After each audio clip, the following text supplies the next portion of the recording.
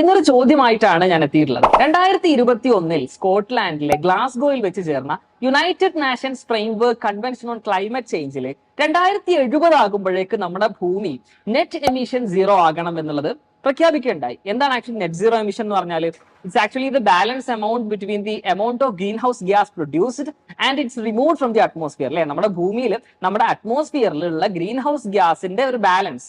അപ്പൊ അതിന് വേണ്ടിയിട്ട് നമ്മുടെ ഇന്ത്യൻ ഗവൺമെന്റ് കുറെ അധികം പ്രൊജക്ടുകൾ ഇംപ്ലിമെന്റ് ചെയ്യാൻ തുടങ്ങി. ഫോർ എക്സാമ്പിൾ, അഫോറസ്റ്റേഷൻ, കുറെ മരങ്ങൾ വെച്ചുപിടിപ്പിക്കാൻ തുടങ്ങി, പ്രൊമോഷൻ ഓഫ് റിന്യൂവബിൾ സോഴ്സസ്, ഇങ്ങനെ തുടങ്ങി കുറെ പ്രൊജക്ടുകൾ ആൾറെഡി ഓൺഗോയിങ് ആണ്.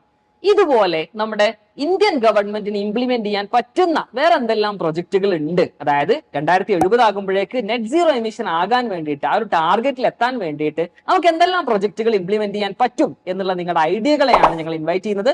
ഏറ്റവും ബെസ്റ്റ് ഐഡിയക്ക് നല്ല സമ്മാനം കൂടി ഉണ്ട് കേട്ടോ. സോ ബൈ, നിങ്ങളുടെ ഐഡിയകളെ കാത്തിരിക്കുന്നു.